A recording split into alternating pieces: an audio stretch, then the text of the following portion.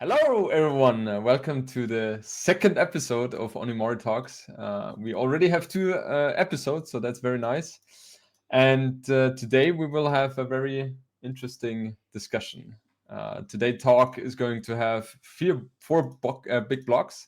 The first one is the future of big organizations in Age of Empires.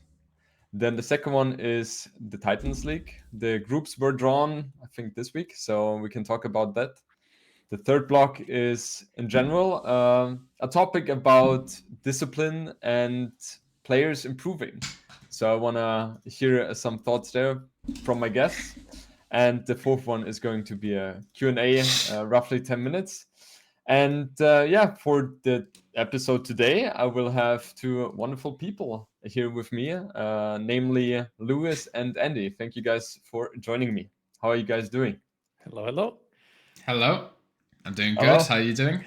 Good, thank you. Lewis, I just see you have reached your personal best in terms of the ladder. How you feel about that? Yeah, it's good, but then I lost it straight away, so let's not talk about it too much. Yeah, I think Lewis is overrated. What do you Shots think is fired. the proper rating for Lewis, Andy? Took a 6. Always depends on how high the other guys are, right? If people are not playing at all, then it's hard to say. I mean, I understand. Like Andy's trying to cope after that sudden disaster final. Like it's on the back of his mind ever since, you know. So it's like I was trying to get the digs in. I think I was worried. It was 1-1 game, right? If I'm not mistaken. Yeah. Yeah. Okay. And when the Titans League draw happened, I was like, please no Lewis. But I guess we'll talk about it later. I actually forgot, but are you in the same group? Yes. Yes. Okay.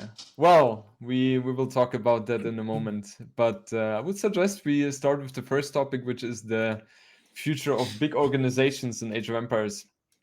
I would say the biggest esport team we had throughout the last year was Gamer Legion. We've had that for 5 years. I have some memories with them as well. And in general, now with Onimaru also joining, there are more professional teams coming to the scene. Lewis and Andy, what do you think about the importance of having these kind of big teams in the scene? And what are the positive effects by that? Lewis, you can start if you want. Oh, okay. Well, I guess the more teams in the scene, the bigger the prize pool, the bigger the events, and then the bigger events that you have, more people start watching, right? Because if you have I think Red Bull is at the Royal Albert Hall, I believe, or like the finals or something, and you have this huge venue with people watching, it just increases the level of the scene. Yeah, absolutely. Andy, you have been in the scene for quite some time as well. I think, if I'm not mistaken, you also were active in the era before Gamer Legion as well. Were there certain aspects you could have seen once Gamer Legion joined that had a positive effect on the scene? I wasn't there when Tyrant and stuff happened. I only remember HGL, but I think there are two parts, right? You have those teams that are, let's say, privately sponsored, and you have the organization. And I think the organizations are more, let's say, stable, right? Private organizations like Fox, for example, can from one day to the another, they can disband and everything is broke, right? And organizations, you have more safety that they stay because more people are involved and all that stuff. Yeah. So I think it's very important to have organizations in the scene. Obviously, very good for the people and us players to have private sponsors as well. But organizations have more reach and they're more stable for the scene. I think that's very, very good.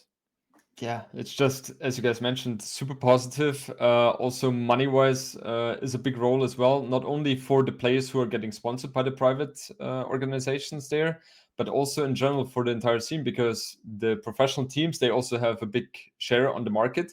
They have, possibility to get sponsors acquired as well. And it just has a very positive effect in general for the entire scene.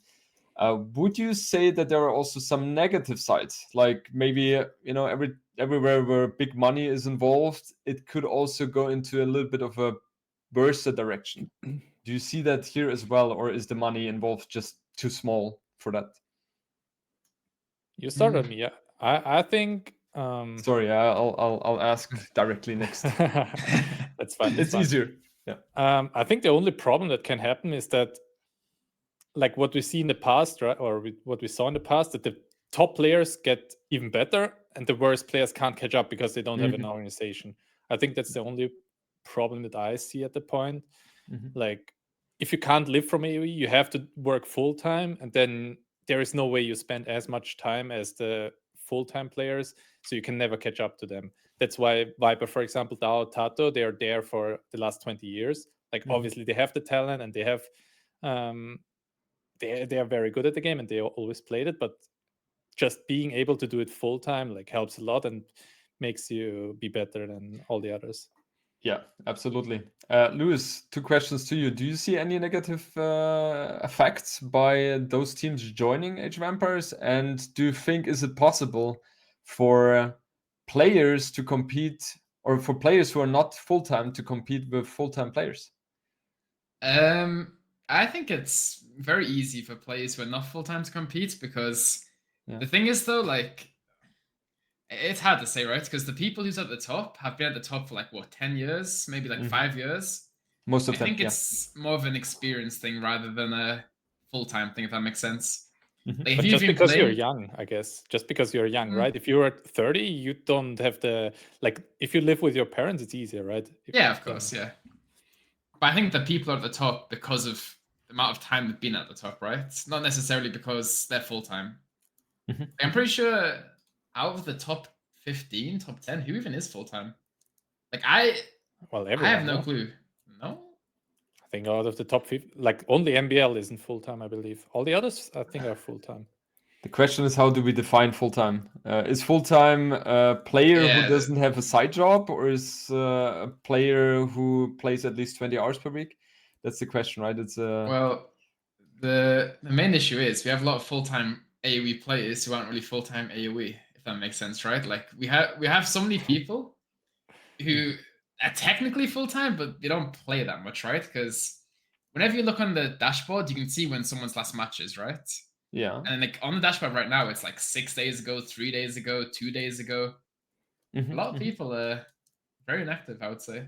They're full-time but lazy. That's what you want to say. I don't want to say lazy, but it's like, I mean, what else are you doing, right? If you're full-time AoE, play AoE, right? So I get your point. If someone was full-time, you wouldn't see him 2 days or 3 days playing the last match, right? Yeah, exactly, I mean, the ladder also doesn't always indicate the real activity, right? Some people are playing privately as well. But Lewis, as I understood you, you're saying it is possible for a non-full-time Age of Empires player to compete with the full-time players. Yeah, it's more about the experience. Yeah, I think so. Yeah. Okay. You are rather new to the scene in terms of, related to other people who have been in the scene on the professional level for a long, long time. So you were able to make the cut. What do you think was the big difference here for you? Because in terms of experience, you should have less, right? But there are other skills where you excel compared to others. What do you think are the skill sets you possess that differentiate you? I'm not sure. I think maybe dedication. Maybe it's a bit of an ego thing, right? Like, someone says you're bad, and then you kind of take it a bit too personally, then you just try and grind and get to the high level. But yeah, I feel like I'm just very competitive. I just like to win. I don't like losing, kind of thing, and nothing. Well, you are super dedicated from my point of view. Like, you just play every day your 3, 4, 5, 6, 7 hours. Yeah. And you don't stop. I mean, you're young, you can do it. You will see in a few years that, like, you will I'll be fine in a few years, don't worry. I had those times as well. Now I kind of need to think about like 3, 4, or 5 hours, and then I think about the games rather than playing more myself. That makes sense. Okay, interesting point as well, Andy. But I would like to have that in the last block of today, or the second last, because there we will also talk about discipline in the Age of Empires 2 scene, and how important that is as well. In general, there are two bigger topics I would like to discuss here as well regarding the big organizations for Age of Empires. First one is Gamer Legion. It's a little bit questionable how they continue, if they continue. I think it's not a secret that in December the LAN was supposed to be hosted by Gamer Legion. They canceled that. Obviously, that's not the greatest sign. What do you guys think about that in general? Do you think Gamer Legion continues? How will they continue, or how is it going to be, Andy? They didn't make an official announcement that it was theirs, right? But it was kind of obvious. Yeah. Honestly, I don't know. It was very questionable to me because they canceled the LAN, right? But like 2 weeks after, they announced a new Dota team. So for me, it was like, is it because of money? Is it not? Do they just want to leave AoE and get focus on other scenes? Like, I don't think it's necessarily because of money, because they have some good sponsors, as far as I know, and they have decent success in Counter-Strike.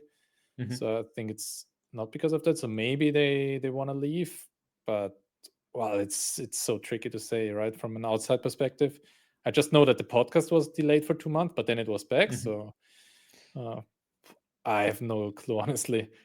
Yeah, and I But think I talked a lot many. Yeah. I talked also to Doubt Viper and all those people. They don't really say much, but it's so hard to know, even if you talk to them for 2 weeks or 1 week. Maybe they don't know it themselves, right? If they want to stay, if they can stay, if the team wants to stay. Yeah, I think the feelings you have in terms of uncertainty is something a lot of people share, because you just don't know. It's kind of like a black box, right? We obviously hope they continue, because they have brought a lot of positivity to the scene. Also, in that regard, there was some rumors as well, I heard, regarding a very, very famous esport organization joining Age of Empires 2 as well, which is Team Liquid. And that is one which is going to be very interesting.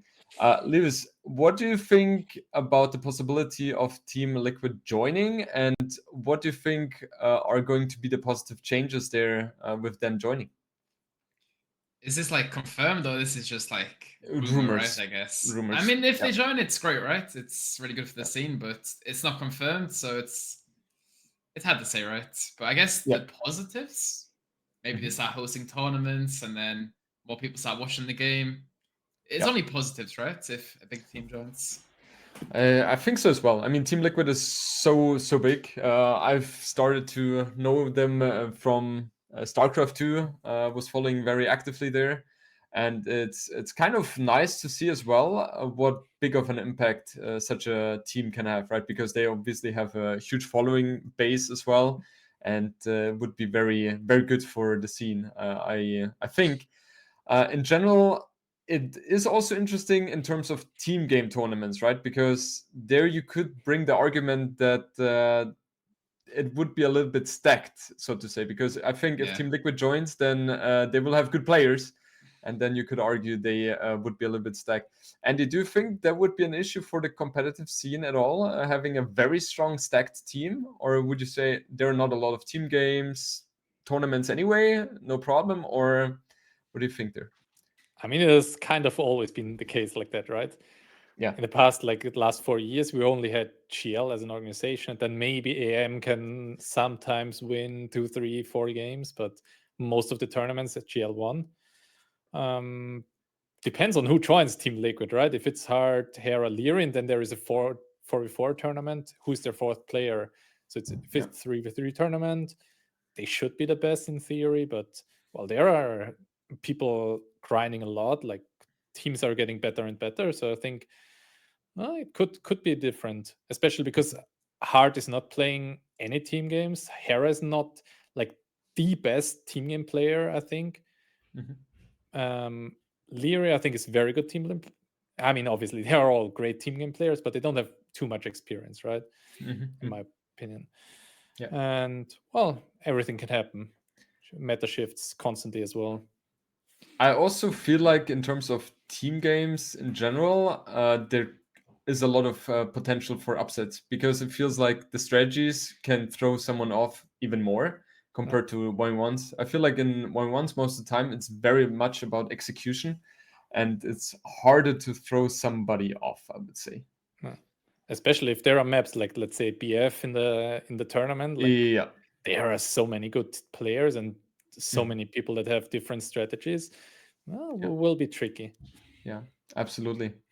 Okay, I would like to conclude the first topic about the big organizations in general. I think we can all agree that it's very positive to have more professional teams involved, and we just hope to have that happening more and more. So let's hope for a good future in that regard.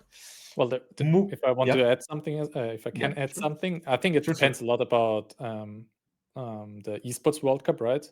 And also Neely said there might be team game tournaments. So if AoE gets to the esports World Cup, then maybe more and more teams can join, because they need those points to get like more prize money.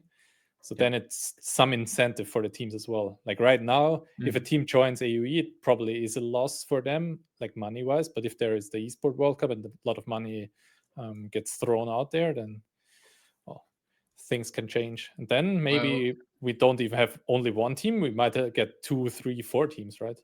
Absolutely. Yeah. Lewis, you wanted to say something? I was just going to add, well, maybe that's the reason that they're joining, right? Maybe they know something that we don't. Like, I'm not saying it is the reason, but maybe Esports World Cup might get Age of Empires. Who knows? Exciting.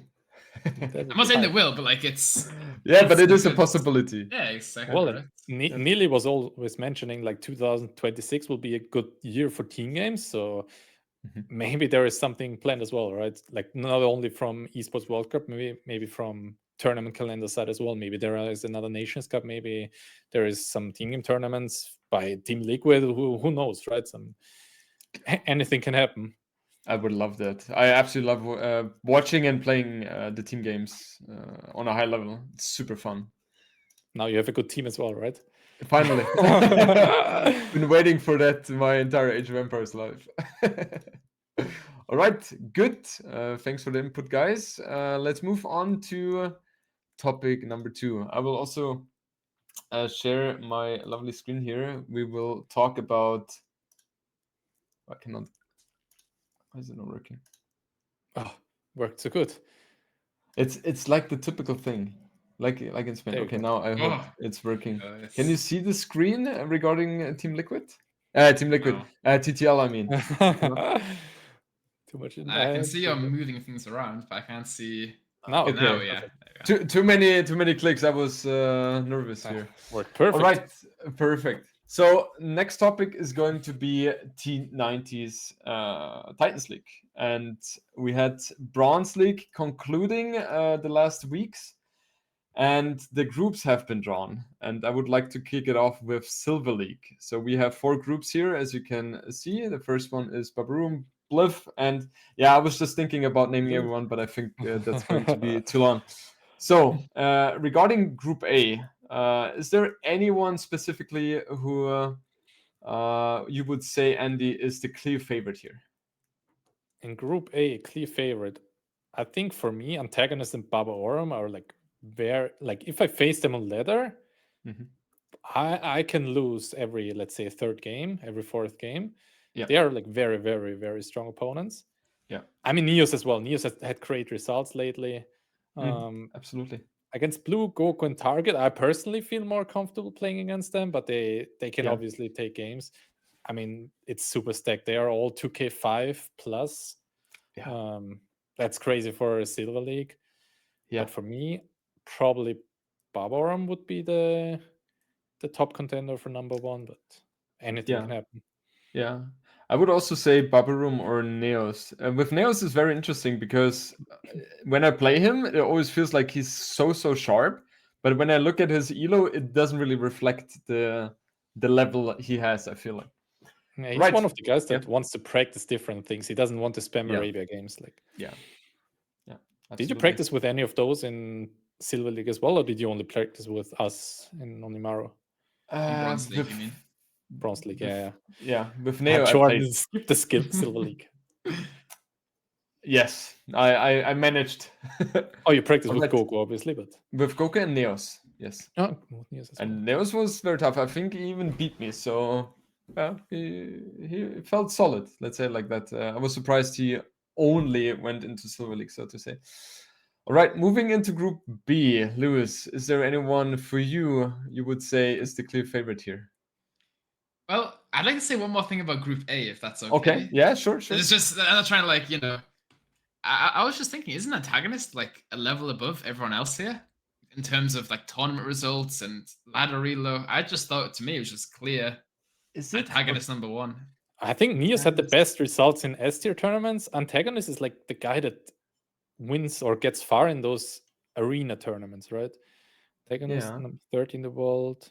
Yeah, and Baburum, where is he?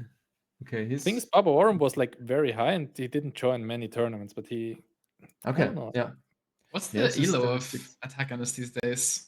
Yeah, Pretty Should sure be he's around around like 2 2.6, right? 2.6 it should be. Yeah, 2.6, 2K65. Yeah. Well, it's going to be a very interesting one for sure. Absolutely. What were you saying, Group B? Yes. Sorry about Any that. favorite here? Numbers. Probably Chart, I would say. I think Chart is very good in the ladder these days and is very dedicated. Yeah. So I'd probably say him. I'm not really too sure about the rest. They could but I be think hit or miss, right?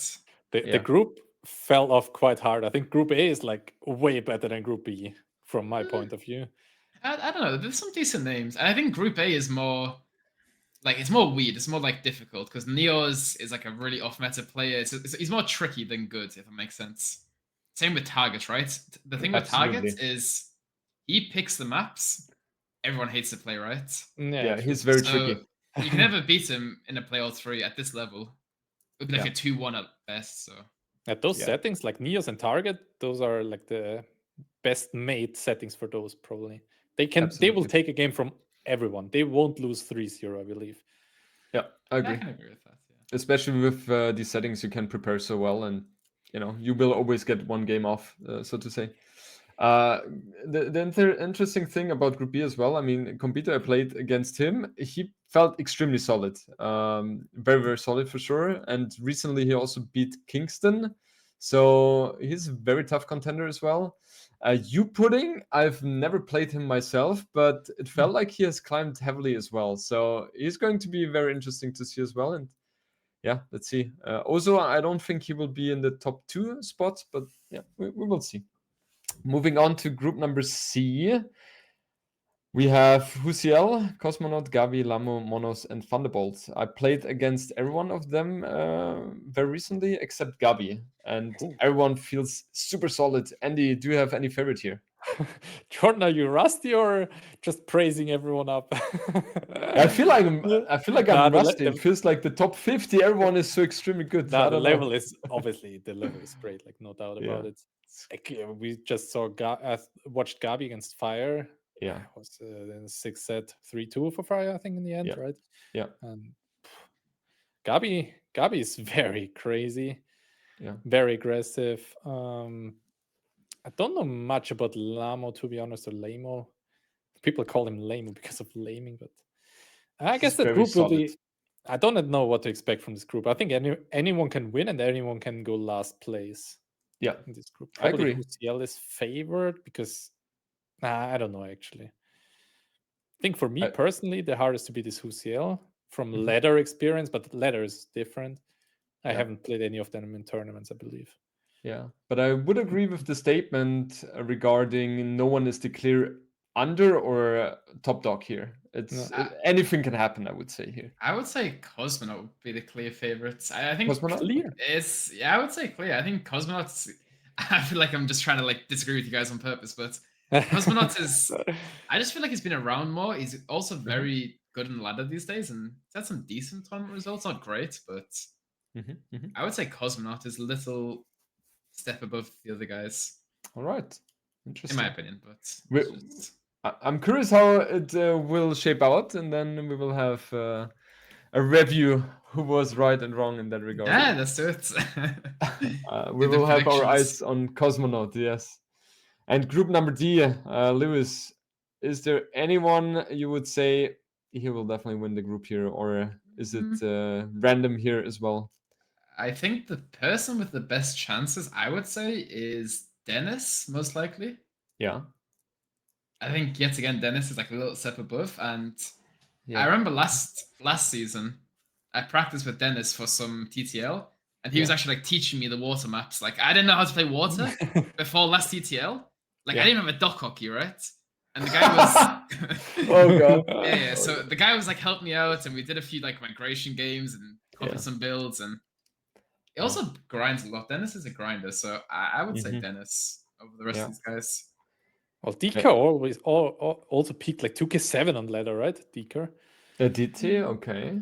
Sure. That's scary. Yeah. For me, Stark is the favorite in this group, but Stark, really? Okay. Yeah. I wouldn't say Stark here. Well, Stark wasn't Stark in Gold League for 2 seasons, and all the others are completely new, right? I think Stark was the only guy that already has TTL experience. That also helps, right? Experience is experience. Yeah, well, times change though, right? Like as the time goes on, people get worse, people get better. I think Stark's still very good, but I don't think he's as active as he was. Could be mistaken, right? But I think activity is a huge part here, and I feel like Stark is a little bit lacking in that regard compared to others. It's also interesting for me because for me it's hard to make any predictions here because there's no one there who I would say I've played often on ladder, so I couldn't judge here at all. All right, let's move on to Gold League. Group A, we have these 6 players here, and yeah, this is obviously very, very scary for sure. Viles, Valas, Prisma overtaken Miguel and White. In terms of experience, I guess Prisma is the youngest there. Viles, I'm not sure how active he is going to be. But Andy, same question again, and you will hear it a couple of more times. Any favorite here standing out? Well, it should still be Viles, right? I think Viles should be the clear favorite, but Prisma with his spamming of games every day, 5-6 hours, there is a good chance if he also is motivated to practice TTL that Prisma can do it. I don't think the others can hit first place in this group, but Viles should be. Like Viles is still top 20 level, and in theory, Gold League should be 25 onwards, right?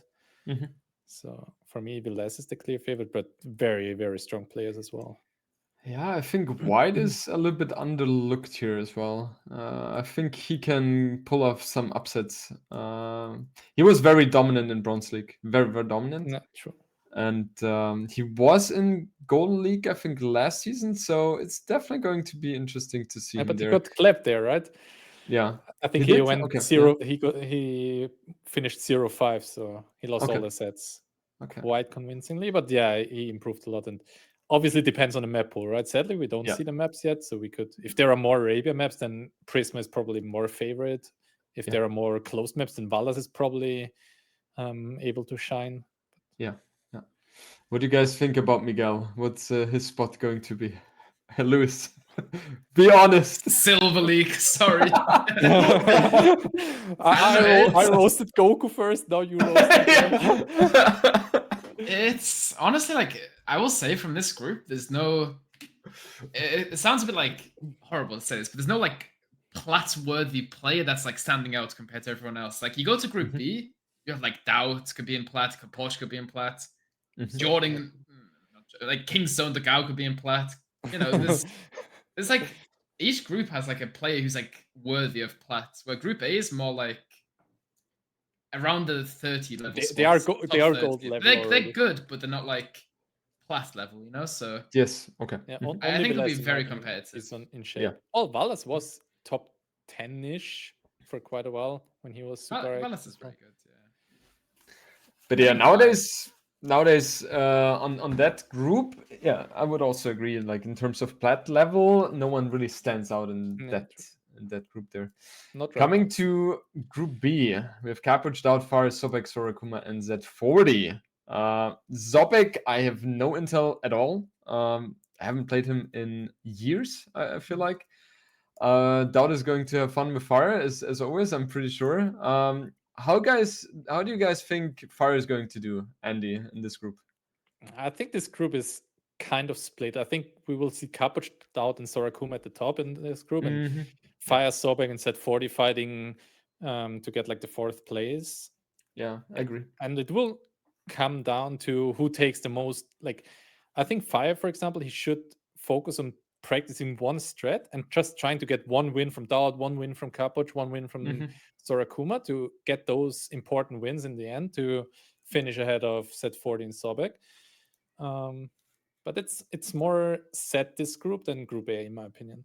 Yeah, but I think Fire has decent chances of getting 4th. I don't think he can go to playoffs. Depends how much he practices again, right? Yeah. But it's a tricky group with, like Lewis said, right? Sorakuma, Dowd, Capuch, I think they are all top 15 in the world ranking right now. So they shouldn't belong into Gold League at the moment. Yeah, they shouldn't. Yeah. Kind of a surprise to see them there as well, but Platinum is very stacked as well. Group number C, for me personally, the hardest group of all the 4, even though I am individually involved there as well. But I try to be objective. Lewis, you have Margugo there. What do you mean? He is the only one who makes it a little bit, No, I'm just kidding.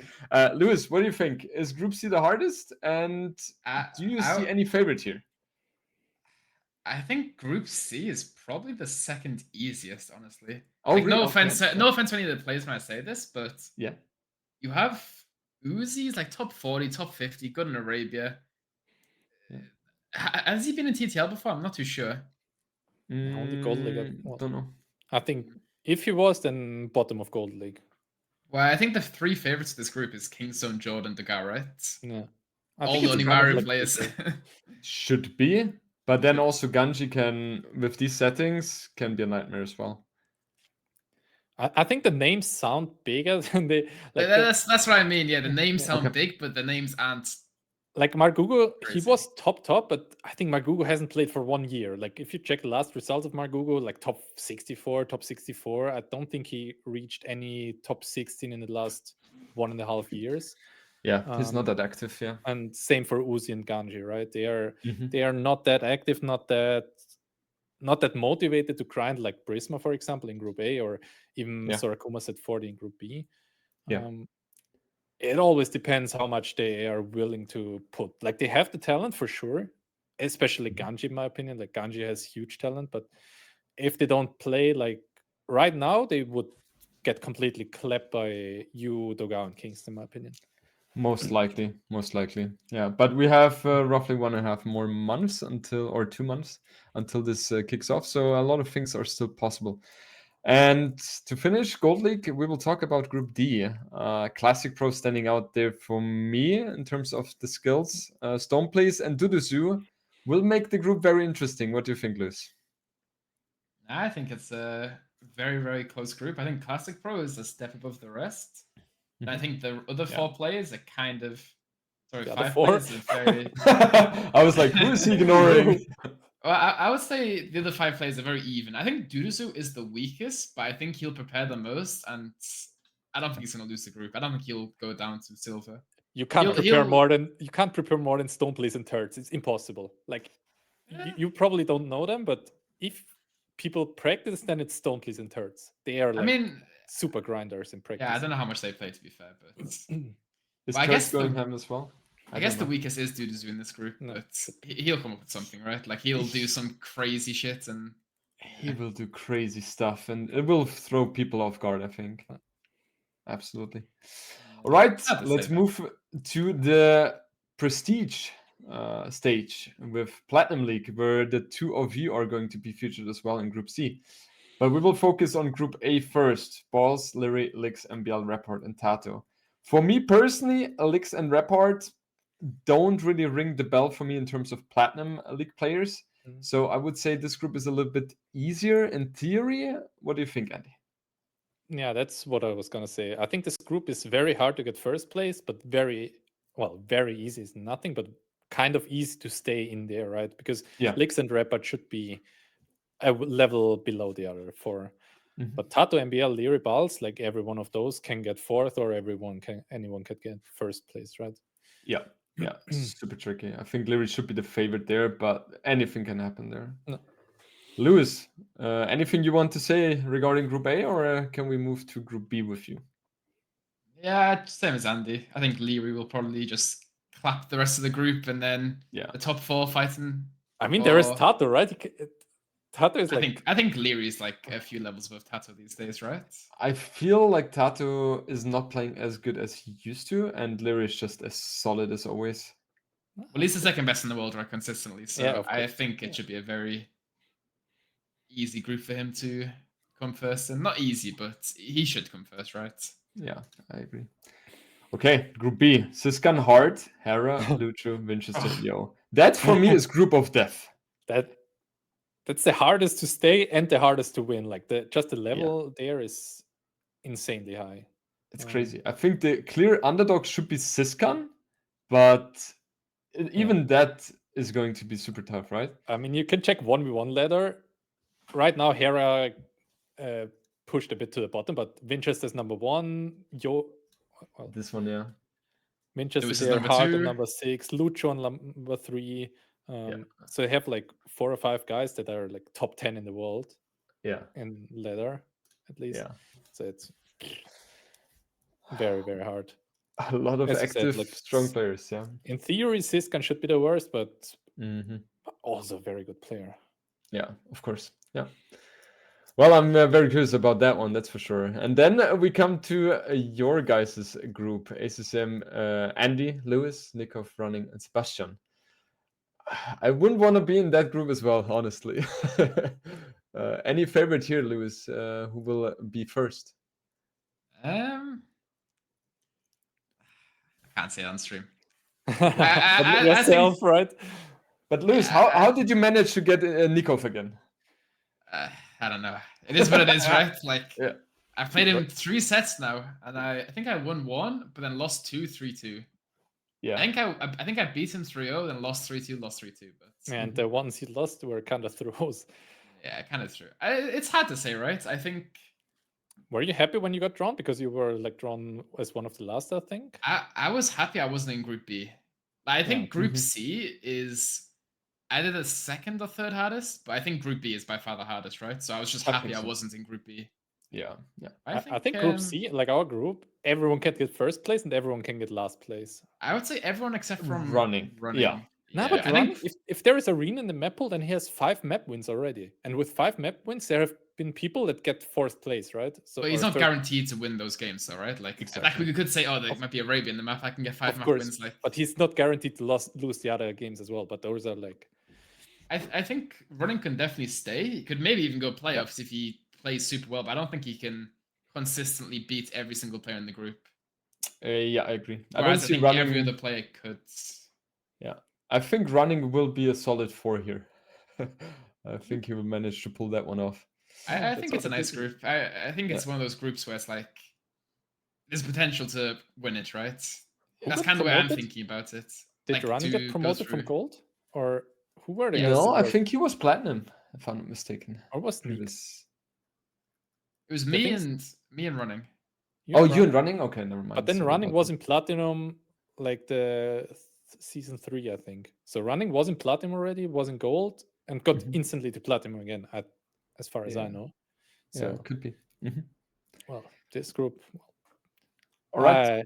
I was not happy when I got Lewis, sadly. Like, I wanted to have someone in platinum to practice as well, but now the only guy from Winchester is there as well in Group B. But I like to practice with Lewis, and now got him.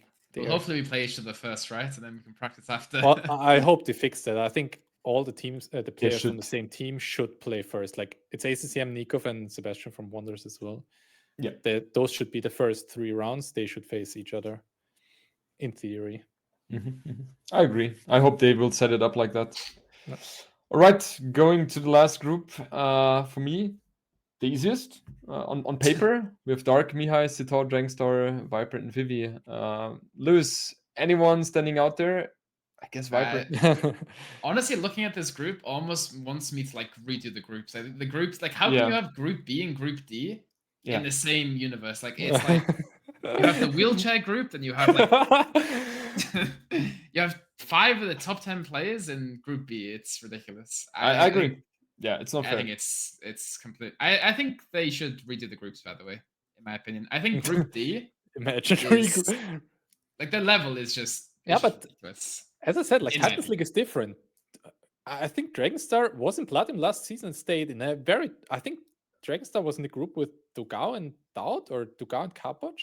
Daud He was stayed there there, for right? sure. Yeah. So Well, I think the issue what they did was they seeded the groups with pots, and they just went off last season's performance, right? Yeah. Whereas I Yeah. think they should have gone off That's all-time performance. I think all-time performance is way more consistent than just like one tournament. So it is. They have always been doing it like that. So I guess they don't want to change that. that's true. But in my opinion, I think that group is just. I mean, it's also good to have some reward if you finish first, like that, or Dark finished third in the last year. Like, well, maybe it does it again, right? I mean, yeah, that's a really good result. But then it's like you have other players doing so well consistently throughout the year. Yeah, no. That it's like I don't think like Hera, Hart, Lucho, Vincesio, like that's just ridiculous in my opinion. I think Group is. D is just inconsistent at all. Like even Viper and Sitor, like they can get a top 4 run. They can also like be very shaky in round of 32 or round of 16, just because, well, they are not well prepared sometimes. Yeah. Right. I would say we conclude this topic as well, and we move to the third, which is the last big block here before we move to the Q&A. The next block is going to be discipline in competitive AoE. So in general, Andy, I will ask you first. What is your training routine, specifically preparing for S-tier tournaments, and how has that changed throughout the last years? I would say I play less but more focused, and so I don't really have quantity? Quality, but no, less quantity. Yeah. I don't know. I don't have a real training routine. I try to play. Maybe I try to play against better players and get like a good sets against them, and trying some different approaches. Yeah. And what I think had changed a lot is that I always communicate my opponent after I played the games. Like if I play against Lewis, for example, we play a set and then we talk about the set. Like, oh, what went wrong? What went well in those sets? What could be good on this map? What could be bad on this map? And in the past, like 1-2 years ago, I was just spamming the games and, well, let's meet for a best of 5. We played a best of 5. Bye-bye. Thanks for the games. Yeah, okay. So you include a review after the game. Exactly. Okay. Like not really watching the games, but just like, I think it's very good because your opponent sees your mistakes during the game already, and we don't need to watch it. And I see my opponent's mistakes, so that helps a lot, I think. Yeah.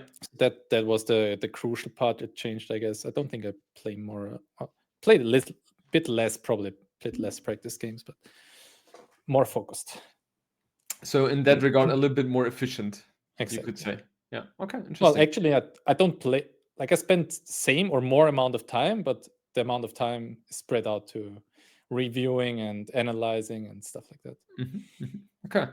Lewis, how would you say, how important is keeping the balance between preparing in terms of Age of Empires, playing the games, preparing for the maps, the tournament settings, and then on the other side, having let's say structured, disciplined, healthy lifestyle? You kind of narrow the question down a bit. Okay, how do you keep the balance between playing Age of Empires enough and keeping a good, healthy lifestyle to have a fresh head? Well, I guess just if you feel like you need to take a break, right? Like, I think one of the worst things I did was I kind of forced myself to play every single day. I would come on stream every single day, then practice every single day.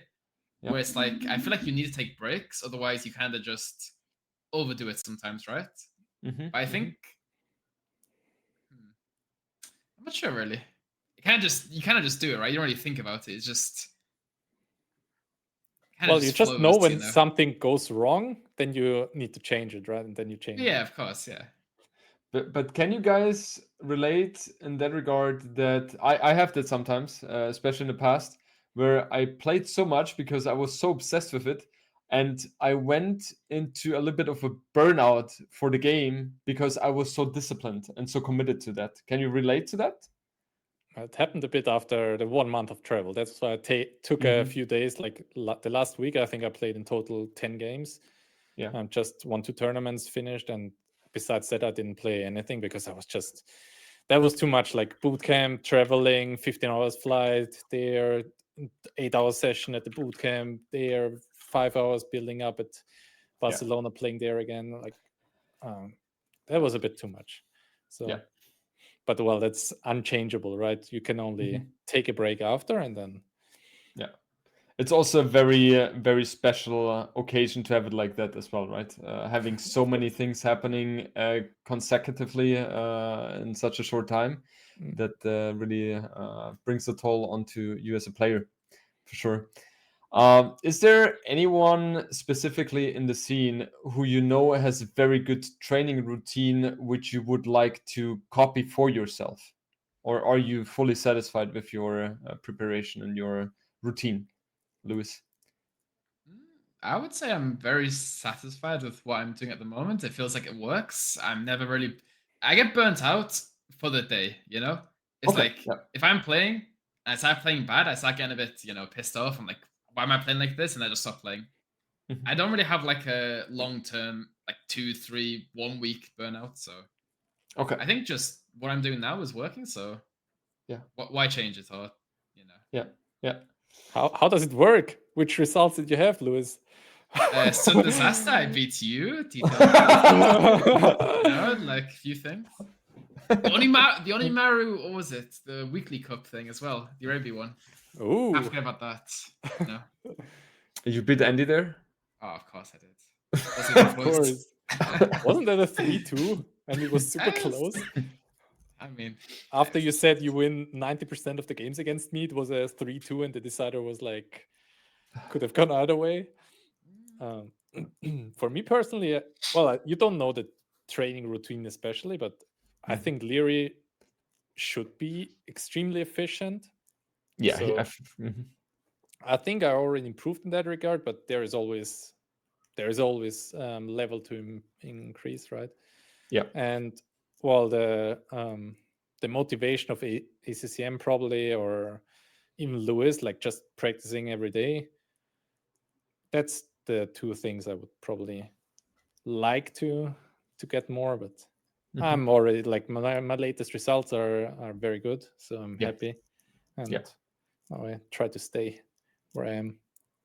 How important is it for you guys to have a specific routine before tournament games? Like some people have a very structured routine. Some people are like YOLO. How is it for you, Lewis? I take a shower. That's it. Okay, a cold I want one to be or just a clean. I normal want to be one? clean when I play. I don't like coming home and I always have to shower before I play a tournament. But you always do that before every tournament? Pretty much, yeah. Crazy. A normal one or a cold one? Cold one, of course. Really? Because I used to do that as well, and it wakes me up. It was one of the best things. It was one of the best coffee, things. Right? I cannot relate it. I don't drink coffee, but it was just insane. The cold showers. Yeah. So cold shower for you is like the only thing you do at least before tournament games. Well, it's just that's the only thing I can really. I don't really do any type of crazy shit. It's just cold shower, yoga, draft, and straight into it, right? It's okay. So very chill in that regard. What about you, Andy? Do you have a very structured thing? Full YOLO. Okay. Yeah. I think you saw that at Barcelona as well, right? Yeah. I mean, no one of us showed any routine there, but I was just the only thing I need is like being in a heated room. Like that's the only thing that I'm happy. Oh, I'm the opposite. And not too noisy. Lewis, you would have enjoyed Barcelona a lot. It was like 12 degrees in the room we played.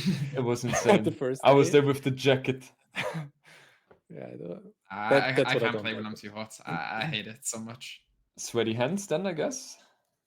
It's and it's just I just don't feel comfortable when I'm too relaxed. The cold keeps you on edge. Yeah. I can relate to that. What's yours, Jordy? You have a walk before the tournament games. I used to be very very strict in that regard. So doing sports at least, like having a good exercise, and then before that maybe a little bit of a run, and then cold shower, and not eating 5 hours before the tournament game. 5 Like hours? 5 hours. Yeah, something like that. Yeah, it's crazy. I love to eat. I love to eat. Yeah, but I was. It really helped me. I felt like to have my brain functioning in the proper way. And in general, I think it's a very interesting topic because I know from other sports, for example, tennis, there are players who have a very strict routine, like Nadal. He was like a robot, and then you have other players who just like you, Andy, YOLO, or you. I have 2 guys in my football club as well. They are always like making the hair right before the match, right? They are spraying and making whatever. Yeah. Lewis, what happened against MBL, by the way, in the show match for King of the Desert? Oh, that one. I was playing so bad. Like, if this was like a normal day, I would have just not even played it. Like, I just gone offline. I don't know. What was the result? 1-4. 4-1 to MBL. But should have been 4-0. I think big time. No, I think the first game I should have won. The second game I fumbled, and then the last 2 games I picked like Dravidians or something. I was like, what am I doing? Why am I on Dravidians? On Arabia. Yeah, because this current version of Arabia, it's very open, right? It's very cav based, very map control based, and the cities I had just like currently Arabia, Dravidians are not too bad, honestly. But on this version of Arabia, KOTD, they're just playable. Yeah. Depending on the map, of course, but yeah. Well, interesting. You against MBL should be an amazing set as well. MBL is so tricky to play. It's insane. He has a playstyle which is not definable, it feels like. But it's not efficient, right? It's just weird. But he makes it work completely. He just throws you off. All right. Thanks for your input, guys. This is the last topic we talked about in terms of agenda, and now we will move on to the Q&A session, which we will have now. Reading out a few questions here. So the first one is, if a major organization joins AoE 2, do you think other organizations will follow, or would it be a one-off case like we have seen before? Andy, what do you think? That was one thing I wanted to add earlier, but it's good that the question comes up now. Yeah. I think it depends heavily on how the social media of that organization works. For example, Gamer Legion split it up to have an own Twitter account and own Instagram account and all that stuff. I think then it's less likely that other teams jump on it. But if they do it on their main channel, then it will attract more people, right? And then more organizations will catch up as well. If they post like, AoE tournament, 100K on their, I don't know, channel with 500K followers, where there might be also other organizations and all that stuff, then might be more interesting than having it on a channel where you have 2,000 followers, which are only in AoE based. Only based in AoE. Yeah, absolutely. So in that regard, I also agree, Andy. If the social media will be completely without divided channels, then it would be so much better. Lewis, next question for you. When will Onimari's training start for Red Bull? What do you think? When will Onimari's training start for Red Bull, you said? Yeah, when does the training start for Red Bull for Onimari? I would say right after KOTD, right? But it's hard to train because it's all on the ladder, right? So you say to yourself, okay, I can practice, or I can just go queue some ladder games. But I think it'd be definitely beneficial to practice. So I'd say are the maps announced on the day when the ladder starts, or will they be announced like? They're announced already. Oh, they're already announced? The maps are. The maps, well, they are announced as a picture, right? But you don't see them. You don't know the map scripts. I don't think there is a mod for it yet, or the maps are released. I don't think so as well. They would have posted that, right? All I know is there's like a screenshot of the map and the description and the name. Yeah, but the screenshot, like you don't know anything, right? You don't know how it is announced though, right? The map is announced. It's not. Yeah, but you can't play it, or you can't watch it. Yeah, but it's announced. Like we know what the maps are, right? So. I guess as soon as we get the maps in the as soon as we get the maps in the map pack, then we'll start practicing. Okay, yeah, exactly. Andy, next question for you. How do you manage playing football when most tournament sets are played on the weekend? Tricky. Nah, weekend I only have one set usually. If there are big tournaments, right, you only have one set a weekend. But then, well, I'm trying to schedule around it. If it's not possible, then I'm mostly asking if I can play recorded games or can have the other time slots. If it's not possible, well, I think there has been one time where I think it was Warlords, where I played, or was it Warlords? I played one round, then I left for football, and when I came home, I drafted already in the car, and I started playing right away when I got home again. That's very tight. That was very tight, and my opponent, like, it was nice. I think it was Dark that allowed me to wait like 1 or 2 hours. Well, I was there left for 2.5 hours, and he agreed to wait those 2 hours, and then we played right after. Okay, perfect. Yeah, if that's the case, that's ideal, but it's not always happening. It's sometimes very, very tricky, especially when the admins are strict and they want us to play exactly at 15 GMT. And my match is like, oh, nice, it's exactly at 15 GMT as well. Then I'm like, whew, that's hard. Lewis, how far do you think you can go in King of the Desert? I wouldn't say there's a limit, right? I could go in the round of 64, I could get to the final. It's Arabia, right? So I think it's too hard to say, but I don't think there's any. I think Arabia is definitely the closest map by far. Yes. Amongst like the top 50. So yeah, I think we can see a lot of upsets. So anything can happen, right? Yeah. So it's hard to say exactly, right? I guess there will only be best of 5. I hope.